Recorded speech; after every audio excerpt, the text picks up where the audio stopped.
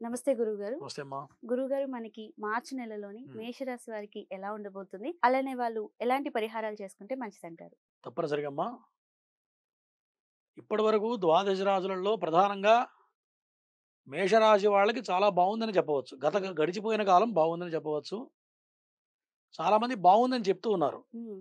అవును. కానీ మేషరాశి వాళ్ళకి కొంత గడ్డు కాలం ప్రారంభమైందని చెప్పవచ్చు. హ్మ్. ఎందుకంటే ఈ మేషరాశి వాళ్ళకి ఏలినాడు శని ప్రారంభమైంది. దాంతో పాటు ప్రధానంగా షష్టగ్రహ కూటమి హ్మ్. రాబోతూ ఉంది. హ్మ్. అది 12వ స్థానంలో ఏర్పడబోతూ ఉంది. హ్మ్. అంటే 6 గ్రహాలు ఒక స్థానంలో ఏర్పడితే కొన్ని రకాల ఇబ్బందులు జరుగుతూ ఉంటాయి. హ్మ్. దాంట్లో కొన్ని కొన్ని రాసుల వాళ్ళకి ప్రధానంగా కొన్ని ఇబ్బందులు సూచిస్తూ ఉన్నాయి. హ్మ్. దాంట్లో ప్రధానంగా మేషరాశి గురించి ఇప్పుడు చెప్పుకుందాం. హ్మ్. ఈ మేషరాశి వాళ్ళకి గడిచిపోయిన కాలం కొన్ని ఇబ్బందులు ఎదురైనాయి. ఎందుకంటే కుజస్తంభం నడిచింది. హ్మ్. కుజుడు నీచ స్థితిలో ఉండడం వల్ల గడిచిపోయిన 2 మాసాల నుంచి చాలా ఇబ్బందుల్లో ఉన్నారు. కొంత ఫైనాన్షియల్‌గా మాత్రం ఇక రాబోయే కాలం బావుంటుంది. హ్మ్. కొంత అనారోగ్య సమస్యలు ఎదురు ఫేస్ చేసి ఉంటారు ఇప్పటికే. హ్మ్. కుజుడు మారాడు కాబట్టి ఇక్కడి నుంచి రాబోయే కాలం ఆరోగ్యపరంగా బావుంటుంది. కానీ ఓకే. ధనపరంగా మాత్రం కొన్ని జాగ్రత్తలు తీసుకోవాలి. హ్మ్. తరువాత ప్రధానంగా చెప్పవలసింది ఏంటయ్యా అంటే, ఖచ్చితంగా ధనం సమకూరుతుంది మేషరాశి వాళ్ళకి. హ్మ్. కానీ ఈ ధనం ఎంతైతే సంపాదిస్తారో మొత్తం ఖర్చయ్యే అవకాశాలు బలంగా కనపడుతున్నాయి. హ్మ్. శుక్రుడు వ్యయ స్థానంలో మనం ఇందాక అనుకున్నట్టుగా షష్టగ్రహ కూటమిలో ఏర్పడడం వల్ల శుక్రుడు ధనం ఖర్చు కావటం, హ్మ్. కొంత భార్యాభర్తల మధ్య కొంత విభేదాలు ప్రారంభం కావటం, హ్మ్. ఏది మాట్లాడినా అది కొంత నెగెటివ్‌గా వెళ్ళడం హ్మ్. అనేది చెప్పదగ్గ సూచన. అంటే ప్రతి విషయంలో, ధనం విషయంలో, ఖర్చు పెట్టే విషయంలో హ్మ్. ఆలోచించి అడుగులు ముందుకు వేయాలి. ఓకే. ప్రధానంగా చెప్పదగ్గ సూచన. హ్మ్. దాంతో పాటు ఏలినాడు శని ప్రారంభమైంది. హ్మ్. తర్వాత అన్నదమ్ముల మధ్య కొంత జాగ్రత్తలుండాలి. కొన్ని ఇబ్బందులు ఎదురవుతాయి. హ్మ్.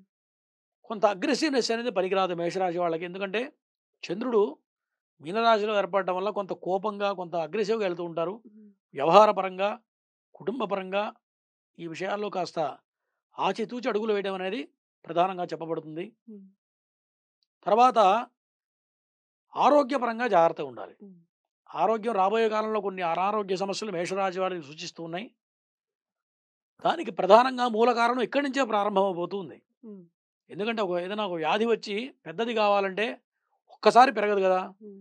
లోపల నుంచి మూలాల నుంచి ప్రారంభమై సివియర్‌నెస్ ఎక్కువ పెరిగినప్పుడు అప్పుడు బయటపడుతుంది. కాబట్టి హ్మ్. ఇక్కడి నుంచే ప్రారంభమవుతుంది కాబట్టి ఏ చిన్న ఆరోగ్య విషయంలో సమస్యలొచ్చినా వెంటనే డాక్టర్‌కి చూపించుకోవడం, హ్మ్.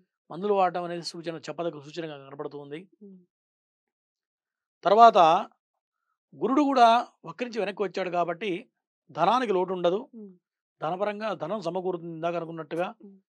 ఎంతైతే ధనం ఖర్చవుతుందో, ఎంత అవసరం అవుతుందో, ఏదో రకంగా ధనం సంప్రాప్తం అవుతూ ఉంటుంది. ఓకే. ఉద్యోగపరంగా మాత్రం జాగ్రత్తగా ఉండాలి. హ్మ్. మరి తండ్రి తరపు నుంచి కొన్ని వ్యవహారాల పరంగా కొన్ని ఇబ్బందులు ఎదురవుతాయి. ఎందుకంటే రవి, శనుల సంగమం జరిగింది మేషరాశి వాళ్ళకి. ఓకే. దీనివల్ల తండ్రి నుంచి కొన్ని ఇబ్బందులు, హ్మ్. ఫైనాన్షియల్‌గా ఇబ్బందులు, హ్మ్. మన ఏదైతే ధనం వస్తుందో ధనం ఖర్చు అనుకున్నాం. లక్ష్మీ స్థానం దెబ్బతినడం వల్ల డబ్బు నిలబడకపోవటం, హ్మ్. డబ్బు విషయంలో ఆచితూచి అడుగులు వేయడం అనేది ప్రధానంగా చెప్పదగ్గ సూచన మేషరాశి వాళ్ళకి. హ్మ్. తరువాత ఈ మేషరాశి వాళ్ళకి వ్యయస్థానంలో రాహువు, బుధుడు, శుక్రుడు, చంద్రుడు, బుధుడు హ్మ్. ఇట్లా మొత్తం శని హ్మ్. 6 గ్రహాలు ఏర్పడబోతున్నాయని చెప్తూ ఉన్నాం. ఈ రాహు గ్రహం వల్ల ఏమవుతుందంటే ఎక్కువ ఊహించుకోవడం జరుగుతూ ఉంటుంది. అంటే ఓకే. ఏదో ఇమాజినేషన్ అంటారు కదా! అవునవును. అట్లా ఊహించుకోవడం, ఊహల్లో తేలడం తప్ప హ్మ్. ప్రాక్టికల్‌గా ఆలోచించాలి. హ్మ్. ఎందుకంటే ఇక్కడి నుంచి వేయబోయే ప్రతి స్టెప్ కూడా కొన్ని రాంగ్ స్టెప్స్ పడే అవకాశాలు కనపడుతున్నాయి షష్టగ్రహ కూటమి వల్ల. ఓకే. కాబట్టి ఈ విషయంలో చాలా జాగ్రత్తగా ఉండాలి మేషరాశి వాళ్ళు. హ్మ్. కొత్త కొత్త వ్యాపారాల విషయంలో చాలా జాగ్రత్తగా ఉండాలి. హ్మ్. ప్రతి ప్రతి అడుగు కూడా ఆచితూచి ముందు వేయాలి అడుగు. హ్మ్. తర్వాత తండ్రి విషయంలో విభేదాలు ఏర్పడతాయి. హ్మ్. తండ్రి కొడుకుల మధ్య కొన్ని వివాదాలు ఏర్పడతాయి. ఎందుకంటే రవి, శనుల కలయిక వల్ల హ్మ్. వాళ్ళిద్దరు తండ్రి కొడుకులైనా శత్రువులవుతారు. రవి, ఓకే. శని. హ్మ్. దీనివల్ల కుటుంబపరమైన చికాకులు, హ్మ్. ప్రధానంగా సంతానంతో కూడా కొన్ని ఇబ్బందులు కనపడుతూ ఉన్నాయి. హ్మ్. ఏదైతే విదేశాల్లో చదువుకుంటున్నారో కొంత పిల్లలు, మరి సంతాన విషయంలో గాని, సంతానానికి సంబంధించిన విదేశీ వ్యవహారాలు గానియండి, హ్మ్. మరి కొంతమంది వీసా అప్లై చేస్తూ ఉంటారు విదేశాలకు అవును. వెళ్ళటానికి. వీసా ఫెయిల్ చూసి రావడానికి కూడా హ్మ్. ఈ యొక్క మేషరాశి వాళ్ళకి చెప్పదగ్గ సూచన. హ్మ్. ప్రధానంగా ఈ గ్రహ సంపత్తి వల్ల ఇటువంటి ఇబ్బందులు ఖచ్చితంగా కలిగే అవకాశాలు కనబడుతున్నాయి. హ్మ్. కాబట్టి జన్మ జాతకం ప్రకారం వెళ్ళాలి. హ్మ్. గోచార ఫలం అనేది 50% మాత్రమే ఫలిస్తూ ఉంటుంది. హ్మ్. అదే జన్మ జాతకంలో గ్రహాలు బలంగా ఉన్నాయనుకోండి, దీని హ్మ్. ప్రభావం తగ్గుతుంది. ఓకే. అదే నేను చెప్పినట్టుగా విదేశీ వ్యవహారాలు ఇబ్బంది అవుతుందని చెప్పాం. హ్మ్. ఎవరి వల్ల? రవిగ్రహం వల్ల చెప్పాం. అవును. జన్మ జాతకంలో రవి నీచలో ఉన్నాడనుకోండి, హ్మ్. మనం చెప్పింది ఖచ్చితంగా జరుగుతుంది. జరుగుతుంది. కాబట్టి జన్మ జాతకం కూడా ప్రధానం. హ్మ్.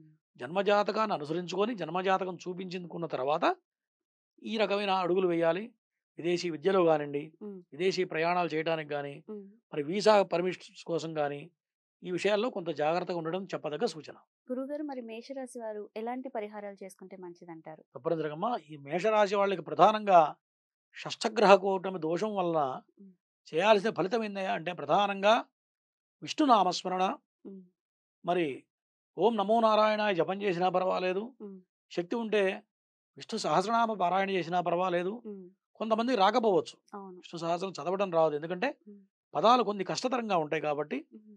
ఏదైనా ఇయర్ ఫోన్స్ పెట్టుకొని విష్ణు సహస్రం ఆన్‌లైన్‌లో దొరుకుతుంది కాబట్టి, విలీనా? ప్రతినిత్యం కూడా ఏదైనా మనం టైం లేకపోతే హ్మ్. బండి మీద ఎళ్తూ విన్నా పర్వాలేదు. హ్మ్. కొంత ప్రభావం తగ్గడానికి ఈ దైవనామస్మరణ పనిచేస్తుంది. ఓకే గురువుగారు. మార్చి నెలలో మేషరాశి వారికి హ్మ్. ఎలా ఉండబోతుంది? వారు ఎలాంటి పరిహారం చేసుకుంటే మంచి జరుగుతుందని చాలా చక్కగా తెలియజేశారు. ధన్యవాదాలు. నమస్తే.